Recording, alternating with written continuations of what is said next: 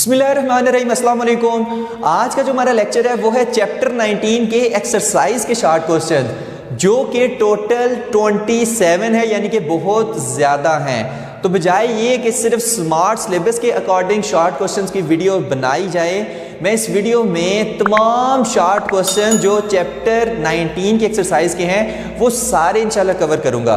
हाँ, ये हो सकता है कि हम इस वीडियो को पार्ट्स में अपलोड करें, तो जो आपके स्मार्ट सिलेबस के अकॉर्डिंग शॉर्ट क्वेश्चंस हैं आप सिर्फ उनकी वीडियो देख लें और बाकियों को बेशक छोड़ दें। तो शुरू करते हैं आज का लेक्चर और देखते हैं कि हमारा फर्स्ट शॉर्ट क्वेश्चन हमसे क्या कहता है। तो फर्स्ट शॉर्ट क्वेश्चन है, What are the measurements on which two observers in relative motion will always agree upon? कि ऐसी कौन सी मेजरमेंट्स हैं कि जिन पे टू ऑब्जर्वर जो कि रिलेटिव मोशन कर रहे हैं वो हमेशा एग्री होते हैं उन मेजरमेंट्स पे। तो सबसे पहले आपको पता होना चाहिए कि रिलेटिव मोशन क्या होती है। तो देखिए, अगर ये बंदा रेस्ट पे है और ये दूसरा बंदा इसके पास ऐसे मूव कर रहा है, इसकी तरफ मूव कर रहा है, या ये बंदा रेस्ट पे है, ये इसकी तरफ मूव कर रहा है, या ये दोनों एक दूसरे की तरफ मूव कर रहे हैं, या ये दोनों एक दूसरे से अवे मूव कर रहे हैं, तो ऐसी मोशन को हम कहते हैं रिलेटिव मोशन।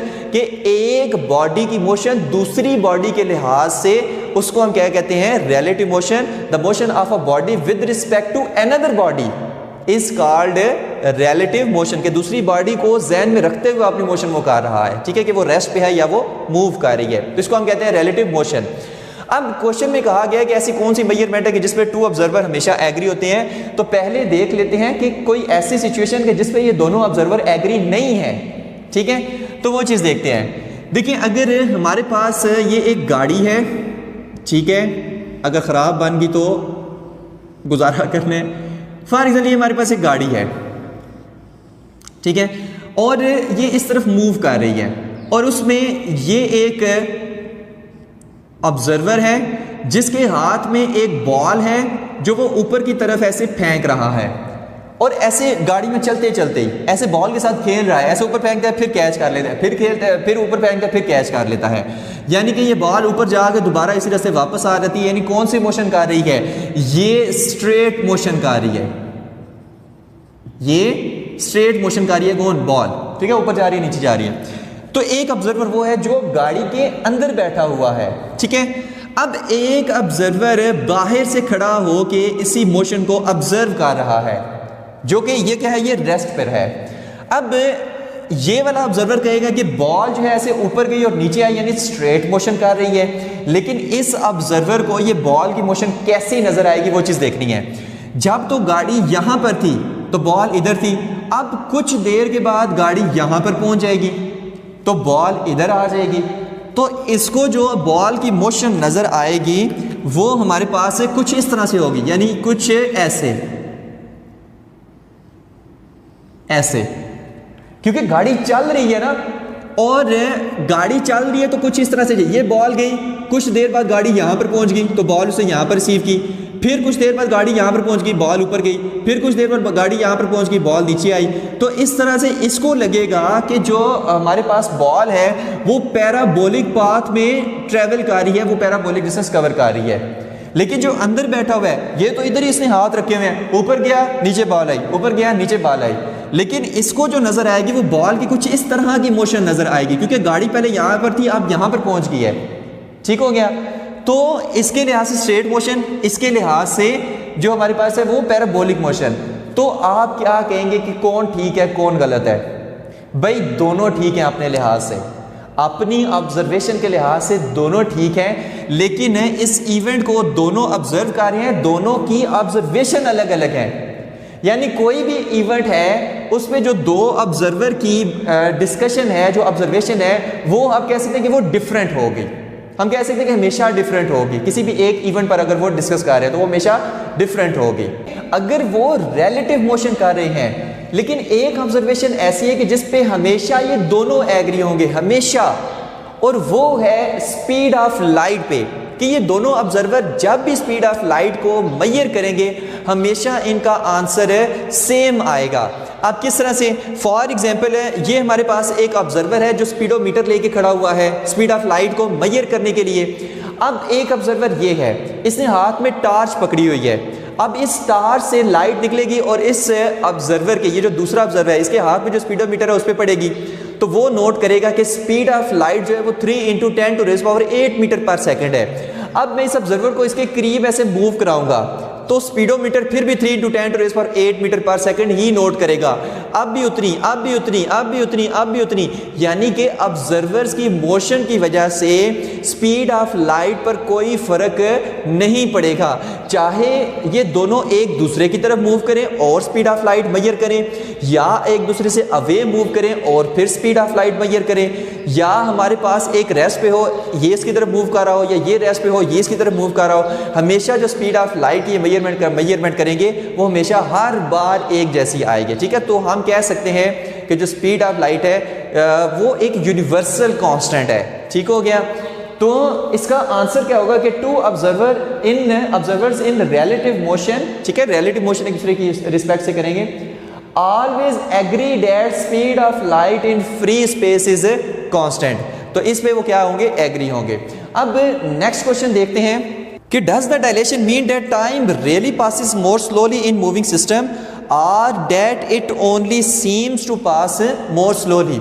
अब इस क्वेश्चन में ये कहा गया है कि क्या डायलेशन का मतलब है कि मूविंग सिस्टम में टाइम स्लो हो जाता है, या जस्ट हमें लगता है कि टाइम स्लो हो गया है, यानी कि टाइम एक्चुअल में स्लो हो जाता है मूविंग सिस्टम में, या जस्ट हमें लगता है कि वो स्लो हो गया है।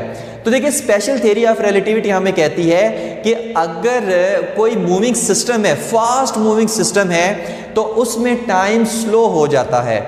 तो वही इस क्वेश्चन में पूछा है कि क्या वाकई स्लो हो जाता है या जस्ट हमें लगता है कि स्लो हो गया है। तो देखते हैं कि स्पेशल थ्योरी ऑफ रिलेटिविटी ने हमें क्या कहा था। उससे हमें कहा था कि फॉर एग्जांपल कोई स्पेस है और उसमें कोई स्पेसशिप है, उसमें कोई स्पेसशिप है जिसमें एक ऑब्जर्वर आराम से बैठा हुआ है, ठीक है, और यहाँ पर क्या है, एक घड़ी भी लगी हुई है, एक वॉल क्लॉक लगी हुई है, एक वॉल क्लॉक लगी हुई है। इसी तरह अब एक अर्थ पे बंदा है, अब एक अर्थ पे बंदा है और वो भी एक फ्रेम ऑफ रेफरेंस में बैठा हुआ है, मतलब फ्रेम ऑफ रेफरेंस जहाँ से कोई चीज़ों को, जहाँ से हम किसी चीज़ को ऑब्जर्व करते हैं। तो यहाँ पर भी क्या लगी हुई है, एक क्लॉक लगी हुई है, ठीक है, एक क्लॉक लगी हुई है और इस क्लॉक पे अभी बजे हैं तकरीबन 12 हुए हैं और यहाँ पर भी हुए हैं 12 हुए हैं, ठीक है। अब क्या हुआ कि ये वाली जो हमारे पास स्पेसशिप है, इसको काफ़ी फास्ट हमने मूव कराया, यानी ये स्पेसशिप काफ़ी फास्ट मूव करने लग पड़ी, ठीक है। हम कह देते हैं कि nearly approaches to speed of light, क्योंकि स्पेस में चीज़ें काफ़ी स्पीड से मूव करते हैं क्योंकि फ्रिक्शन ही वहाँ पर होती, ठीक है। तो हमने ऑब्जर्व किया, इसे ऑब्जर्व किया कि 5 मिनट बाद यहाँ पर जो घड़ी का टाइम था वो हो गया 12:05, 12:05। लेकिन उसी वक्त इसने ऑब्जर्व किया कि ये जो स्पेसशिप में घड़ी लगी हुई है, भाई इस पे तो अभी 12:02 हुए हैं या 12:03 हुए हैं। भाई ये क्या, इस पे 12:05 हुए हैं, इस पे 12:03 हुए हैं, ये 2 मिनट कहाँ पर गए, यानी कि इस पे टाइम स्लो हो चुका है। तो ये स्पेशल थ्योरी ऑफ रिलेटिविटी कहती है कि अगर हमारे पास कोई फ्रेम बहुत ज़्यादा स्पीड से मूव करे तो उसका जो टाइम है वो स्लो हो जाता है। तो ये हमारे पास, यही फिनोमेना हमारे पास कहलाता है टाइम डायलेशन है। तो यहाँ पर फॉर एग्जांपल जो हमारे पास नीडल है सेकंड्स वाली, वो इस तरह से चलेगी 1 2 3 4 5 6 7 8, यानी इतनी स्पीड से। अब अगर कोई बॉडी है जो बहुत ज़्यादा स्पीड से मूव कर रहा है, ठीक है, कोई फ्रेम है तो बहुत ज़्यादा स्पीड से मूव कर रहा है, तो उसमें जो क्लॉक चलेगी वो कुछ इस तरह से चलेगी 1 2 3 4 5, यानी इस तरह से चलेगी। तो बहुत ज़्यादा स्लो इसमें क्लॉक चलती है। और यही क्वेश्चन में पूछा गया है कि ये जो टाइम स्लो हुआ है मूविंग सिस्टम के लिए, क्या ये वाकई स्लो हुआ है, ये जस्ट हमें लगता है कि स्लो हुआ है। तो भाई ये वाकई में स्लो हो जाता है। ये जस्ट हमें लगता नहीं है, ये एक्चुअल फिनोमेना है। वाकई में अगर कोई चीज़ बहुत ज़्यादा स्पीड से मूव करे तो उसमें टाइम स्लो हो जाता है, ठीक है, लेकिन काफ़ी फास्ट होनी चाहिए। ओके, ये नहीं कि नॉर्मल हम कहते हैं कि 200 किलोमीटर 1 घंटे में गाड़ी है तो बहुत ज़्यादा स्पीड में, ये स्पीड नहीं, इससे कहीं ज़्यादा होनी चाहिए। और ये ज़्यादातर ये जो फिनोमेना है ये स्पेस में ही ऑब्जर्व होते हैं, ठीक हो गया। तो इसीलिए कहा जाता है कि जो स्पेस में एजिंग प्रोसेस है वो स्लो हो जाता है, यानी इंसान की जो उम्र है वो आहिस्ता बढ़ती है। अगर कोई इंसान स्पेस के अंदर मूव कर रहा है तो उसकी जो उम्र है वो आहिस्ता आहिस्ता बढ़ेगी, ठीक हो गया, क्योंकि वहाँ पर टाइम स्लो हो जाता है। और जो इंसान का मेटाबॉलिज्म सिस्टम है वो भी स्लो हो जाता है, ठीक हो गया, यानी जल्दी बूढ़ा नहीं होता इंसान अगर स्पेस में मूव कर रहा है तो, ठीक है, क्यों, क्योंकि उसका टाइम स्लो हो जाता है। तो time dilation is a real effect, ये कोई इमेजिनरी नहीं है, ये रियल इफेक्ट है। And time really passes slowly according to special theory of relativity, time is not an absolute quantity, यानी ये एब्सोल्यूट क्वांटिटी नहीं है। एब्सोल्यूट क्वांटिटी वो क्वांटिटी होती है कि जो हर जगह एक जैसा बिहेवियर शो करे, लेकिन ये हर जगह एक जैसा बिहेवियर शो नहीं करता time. It depends upon the frame of reference, ये फ्रेम ऑफ रेफरेंस पे डिपेंड करता है कि क्या वो रेस्ट पर है या वो बहुत ज़्यादा स्पीड से मूव कर रहा है या वो आहिस्ता मूव कर रहा है, कैसे मूव कर रहा है, ठीक है। तो ये था हमारे क्वेश्चन नंबर 3 का आंसर। नेक्स्ट है क्वेश्चन नंबर 3 कि if you are moving in a spaceship at a very high speed relative to the earth, would you notice a difference in your pulse rate in the pulse rate of people on earth. तो सबसे पहले देखते हैं कि question में क्या कहा गया है। तो पहले उसकी सिचुएशन बनाते हैं, उसके बाद बताते हैं कि इस क्वेश्चन में क्या कहा गया है। कहते हैं कि एक स्पेसशिप है, ठीक है, एक स्पेसशिप है जो कि अर्थ की रिस्पेक्ट से काफी ज्यादा स्पीड में मूव कर रहा है, अर्थ की रिस्पेक्ट से काफी ज्यादा स्पीड में मूव कर रहा है। और उस स्पेसशिप में एक पर्सन है जो कि उसी स्पेसशिप में लगी हुई क्लॉक की मदद से अपना पल्स रेट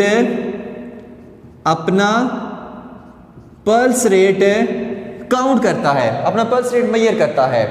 और उसके बाद वो जो पीपल हैं अर्थ के ऊपर, ये पीपल हैं अर्थ के ऊपर,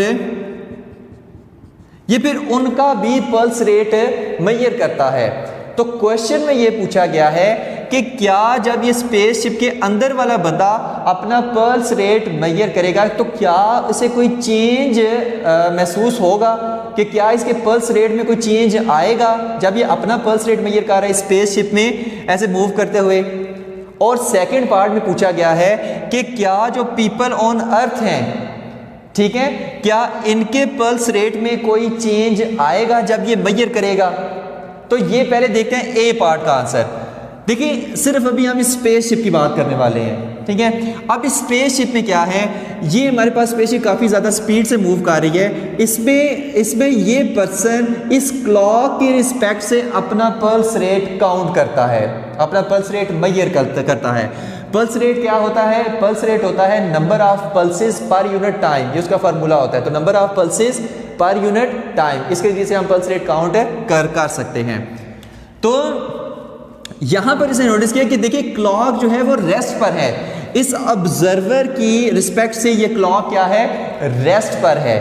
तो जब ये क्लॉक इस ऑब्जर्वर की रिस्पेक्ट से रेस्ट पर है तो ये जब अपना पल्स रेट मेजर करेगा तो इसको कोई चेंज महसूस नहीं होगा। क्यों चेंज महसूस नहीं होगा, क्योंकि दोनों एक ही फ्रेम का हिस्सा हैं। अब ये नहीं है कि क्लॉक अलग मूव कर रही है, ये बंदा अलग मूव कर रहा है, ठीक है, नहीं, ये दोनों साथ साथ मूव कर रहे हैं। जैसे ये एक पूरा रूम है, ये पूरा रूम मूव कर रहा है। अब इस रूम के अंदर मैं भी हूँ, यहाँ पर दीवार पे एक क्लॉक लगाई हुई है, तो मेरी रिस्पेक्ट से क्लॉक भी क्या है, रेस्ट पर, और क्लॉक के रिस्पेक्ट से मैं भी क्या हूँ, रेस्ट पर हूँ। तो दोनों एक ही फ्रेम का हिस्सा है। अब जब पल्स रेट हम मेजर करेंगे तो वो चेंज है, उसमें कोई चेंज नहीं आएगा। तो पहला है कि the pulse rate of a person who is travelling in a spaceship is not changed with respect to clock inside the spaceship. ठीक है, तो ये था हमारा पहले पार्ट का आंसर। अब दूसरे पार्ट का आंसर क्या है कि क्या ये अपनी क्लॉक से जब ये जो पीपल अर्थ पे हैं इनकी पल्स रेट को मेजर करेगा, इनकी पल्स रेट को काउंट करेगा, तो क्या चेंज आएगा? भाई बिल्कुल चेंज आएगा। फिर तो लाजमी सी बात है चेंज आएगा, क्योंकि अब फ्रेम डिफरेंट हो गए हैं। ठीक है, फ्रेम जिसमें हम मूव कर रहे हैं, फ्रेम ऑफ रेफरेंस जहाँ से हम मेजर करते हैं किसी चीज़ को, अब डिफरेंट हो गया। ये अर्थ है, ये स्पेसशिप है, तो अब अर्थ की रिस्पेक्ट से ये स्पेसशिप मूव कर रहा है। अब दोनों एक ही फ्रेम का हिस्सा नहीं है। अब जब ये pulse rate people on the अर्थ का मेजर करेगा तो वो चेंज लाजमी आएगा। भाई चेंज क्यों आएगा? चेंज इस वजह से आएगा क्योंकि ये काफ़ी ज़्यादा स्पीड से स्पेसशिप मूव कर रही है, लिहाजा जो इसमें क्लॉक का टाइम है वो स्लो हो जाएगा। इसलिए जब ये पीपल ऑन अर्थ का पल्स रेट काउंट करेगा तो वो चेंज आएगा। ठीक है, तो इसका आंसर क्या है? But he will experience the change in pulse rate of people on earth. ठीक है, according to the relation T is equal to T not 1 minus v square over c square. T not actual time होता है, original time, और T जो time होता है वो हमारे पास रिलेटिव टाइम होता है, जो किसी बॉडी की मोशन की वजह से आ रहा होता है। अब हिज क्लॉक, इंपॉर्टेंट लाइन है, his clock is moving slow, ज़ाहिर है इसकी क्लॉक मूविंग स्लो है, due to the large velocity की वजह से of the spaceship then the clock on the earth है। तो अर्थ पे जो मौजूद क्लॉक है उसकी रिस्पेक्ट से इसकी क्लॉक का टाइम जो है वो बहुत ज़्यादा स्लो है। क्यों स्लो है? क्योंकि ये बहुत ज़्यादा स्पीड से मूव कर रहा है। इस वजह से जब ये अर्थ पे जो मौजूद पीपल है उनका पल्स रेट काउंट करेगा तो वो चेंज आएगा, क्योंकि दोनों डिफरेंट फ्रेम है। तो ये था हमारा क्वेश्चन नंबर 3 का आंसर। अब हम देखते हैं क्वेश्चन नंबर 4 का आंसर, जो कि बहुत ही ईजी है। If the speed of light were infinite, यानी कि जो स्पीड ऑफ लाइट है वो इन्फिनिट हो जाए, what would the equation of special theory of relativity reduce to, कि अगर हम स्पीड ऑफ लाइट को इनफाइनाइट कर दें या इनफाइनाइट मान लें तो जो स्पेशल थ्योरी ऑफ रिलेटिविटी की इक्वेशन आई हैं वो किस तरह से चेंज हो जाएंगी, किस तरह से रिड्यूस हो जाएंगी। तो पहले देखते हैं कि स्पेशल थ्योरी ऑफ रिलेटिविटी की इक्वेशन कौन सी थी। ये वाली इक्वेशन थी मैस डायलेशन की। मैस डायलेशन की इक्वेशन आई थी m is equal to m not 1 minus v square over c square. Length contraction की है l is equal to l not 1 minus v square over c square. तो time dilation का जो formula है वो t is equal to T not over 1 minus v square over c square का उसका square root. और मैस एनर्जी रिलेशन का जो फार्मूला है वो यहाँ पर डेल ई आता है, del E is equal to del m c square. तो यहाँ पर कुछ भी नहीं करना, सिर्फ एक काम करें। एक तो ये फार्मूला याद करें चारों के, उसके बाद सिर्फ एक काम करें, जहां पर आपको सी नजर आ रहा है ना वहां पर आपने इन्फिनिटी पुट कर देना है। ठीक है, इन्फिनिटी पुट कर देना बस, और कुछ भी नहीं करना, आंसर खुद ब खुद आ जाएंगे। तो if we take speed of light c as infinite then the equation of special theory of relativity reduce to, यानी जो स्पीड ऑफ लाइट है इसको इन्फिनिटी पुट कर देना है। सही है, तो देखते हैं पहले मैस डायलेशन का देखते हैं। तो m is equal to m not over 1 minus v square over infinity का स्केयर। क्या किया? सिर्फ सी की जगह इन्फिनिटी पुट कर दिया और कुछ भी नहीं किया। तो यहां पर जब हम इसको सॉल्व करेंगे तो आंसर क्या आएगा? m not over square root 1 minus 0 आ जाएगा। सही है, क्योंकि वी स्केयर ओवर इन्फिनिटी का स्केयर ये क्या हो जाएगा? ये 0 हो जाएगा। तो हमारे पास ये क्या आ जाएगा? m is equal to m not के इक्वल आ जाएगा, यानी कि जो मैस है उसमें कोई चेंज नहीं आएगा। फिर ठीक हो गया कि जो हमारे पास ओरिजिनल मैस है वो और जो रिलेटिव मोशन की वजह से मैस है वो दोनों इक्वल हो जाएंगे, यानी उनमें कोई चेंज नहीं आएगा। ये जो मैस है ये रेस्ट पे मैस है, और ये जो मैस है ये काफ़ी हाई वेलोसिटी के साथ मूव कर रहा है, तो इन दोनों में कोई चेंज नहीं आएगा। अब लेंथ कॉन्ट्रैक्शन का क्या है?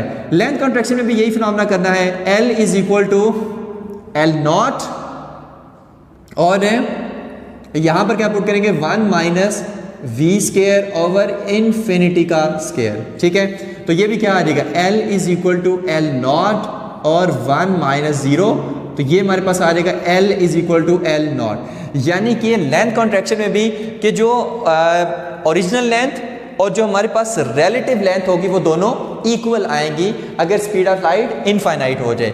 अच्छा, टाइम डायलेशन का देख लेते हैं। सेम इसी तरह t is equal to T not और यहाँ पर 1 minus v square over infinity का स्केयर ऊपर स्केयर रूट, तो ये हमारे पास क्या आ जाएगा टी नॉट ओवर 1 माइनस 0 आ जाएगा।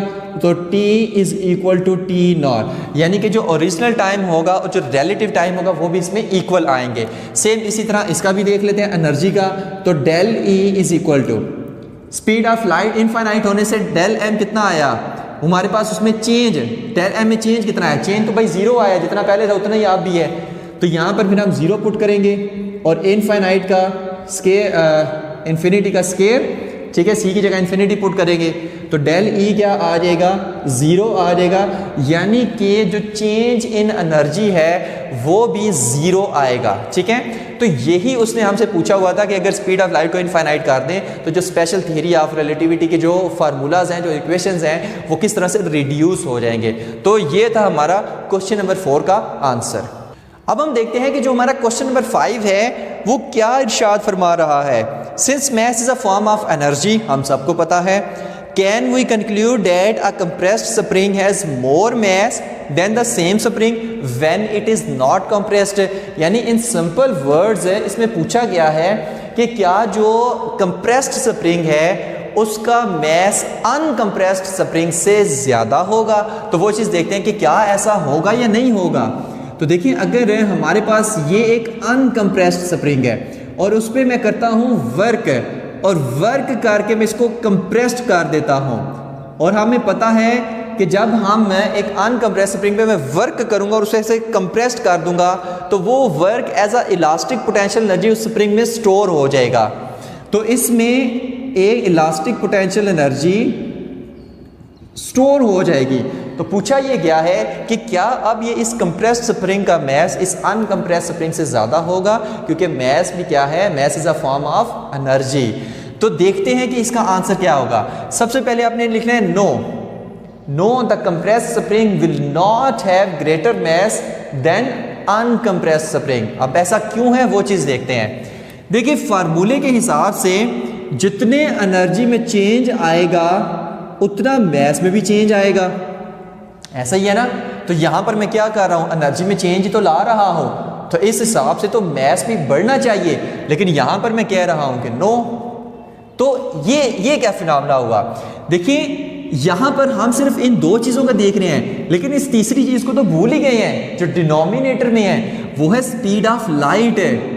तो जो डिनोमिनेटर में जो वैल्यू है भाई वो कितनी ज्यादा बड़ी है, 3 × 10⁸ और उसका b²। तो डिनोमिनेटर में वैल्यू बहुत ज़्यादा बड़ी होने की वजह से अगर मुझे चेंज इन मैस लाना है तो जो एनर्जी चेंजेस है वो बहुत ज़्यादा होना चाहिए, और डेली लाइफ में ऐसा पॉसिबल नहीं है। तो देखते हैं किस तरह क्या होता है। अगर मैं अपने पास से कोई वैल्यू लूँ कि आपको जस्ट समझाने के लिए कि delta m is equal to change in energy, यानी जो मैं उसको एनर्जी में चेंज ला रहा हूं, फॉर एग्जांपल वो 100 जूल है, वो 100 जूल है, डिवाइडेड बाय नीचे वाली वैल्यू कितनी है c², यानी 3 × 10⁸ का स्क्वायर, यानी कि ये हमारे पास आ जाएगी 9 × 10⁻16 है, ऊपर 100 है, नीचे 9 × 10⁻16 है। तो नीचे वाली वैल्यू कितनी ज़्यादा बड़ी है, तो क्या खाक मैस में चेंज आएगा। ठीक है, तो इसका जो आंसर हमारे पास आता है तकरीबन कितना आता है 1.1 × 10⁻15 इसका आंसर आता है। यानी कि अगर मैं 100 जूल का एनर्जी चेंज लाता हूं, हालांकि 100 जूल एनर्जी कम इतनी नहीं होती, ये भी ज़्यादा एनर्जी का चेंज होता है। 100 जूल एनर्जी चेंज लाता हूं तो जो चेंज इन मैस आएगा वो आएगा 0.000000000001 तक आएगा। ये मैस इन चेंज आएगा भाई, बहुत ज़्यादा आया है। ठीक है, तो देखिए कितना कम मैस इन चेंज आ रहा है, और इतना कम ये चेंज इन मैस आता है कि हम इसको निगलेक्ट कर देते हैं। हम क्या इसको निगलेक्ट करते हैं, ये मैयर ही नहीं हो सकता, ये इतना कम चेंज इन मैस है कि ये मैयर ही नहीं हो सकता। इस वजह से हम कहते हैं कि जो कंप्रेस्ड स्प्रिंग का मास है वो अनकंप्रेस्ड स्प्रिंग के जितना ही होगा। ठीक है, अगर हम इसकी रीजन देखें, because c square is a very large quantity, this implies that significant changes in mass. तो ये इंप्लाई क्या करता है कि अगर हमें मैस में चेंजेस करने हैं, थोड़ी बहुत चेंजेस करने हैं, रिक्वायर वेरी लार्ज एनर्जी, तो इसके लिए बहुत ज़्यादा एनर्जी लार्ज चाहिए, यानी ये डेल्टा ई ये बहुत ज़्यादा होना पड़ेगा, इसको बहुत ज़्यादा करना पड़ेगा। तो implies that significant changes in mass require very large energy, और in everyday life रोजमर्रा की जिंदगी में energy changes are too small. इतनी एनर्जी चेंजेस कहाँ से हम लाएं भाई? Energy changes are too small to provide measurable mass changes. ठीक है, तो उसके लिए जो डेली लाइफ में एनर्जी चेंजेस तो बहुत ज़्यादा स्मॉल होते हैं, तो इसके लिए तो एनर्जी चेंज बहुत ज़्यादा लार्ज चाहिए अगर हम थोड़ा सा भी चेंज इन मैस लाना है तो। इस वजह से कंप्रेस स्प्रिंग का मैस अनकंप्रेस स्प्रिंग के जितना ही होगा। ठीक है, उनमें कोई मैस में चेंज नहीं आएगा। अब यहाँ पर एक और इम्पोर्टेंट बात कि कुछ बुक्स ने इसका आंसर येस में लिखा हुआ है कि yes the compress spring has greater mass than uncompress spring. देखो वो भी गलत नहीं है। अब वो गलत किस सेंस में नहीं है? देखिए हमने तो ये इतनी जो छोटी सी वैल्यू थी जो मेजर ही नहीं हो सकती उसको तो हमने निग्लेक्ट कर दिया, भाई मेजर ही नहीं हो सकती तो हमने इसका अचार डालना है। ठीक है, लेकिन जिन्होंने आंसर इसका यस दिया हुआ है उसने इतनी छोटी वैल्यू को इग्नोर नहीं किया, हालांकि उन्होंने भी रीज़न में लिखा हुआ है कि ये मेजर नहीं हो सकती, लेकिन फिर भी उन्होंने यस का आंसर पता नहीं क्यों दिया है। लेकिन वो भी अगर आप लिखें तो गलत नहीं होगा। ठीक है, क्योंकि उन्होंने इस छोटी सी वैल्यू को इग्नोर नहीं किया, लेकिन हमने इसको इग्नोर किया क्योंकि जब मेजर ही नहीं हो सकती तो क्या हमने इसका करना है। ठीक है, तो इस वजह से तो बेटर यही है कि आप ये वाला इसका आंसर लिखें। ठीक है, तो बेटर वे में ये आंसर इसका बेस्ट रहेगा। तो ये था हमारा क्वेश्चन नंबर 5।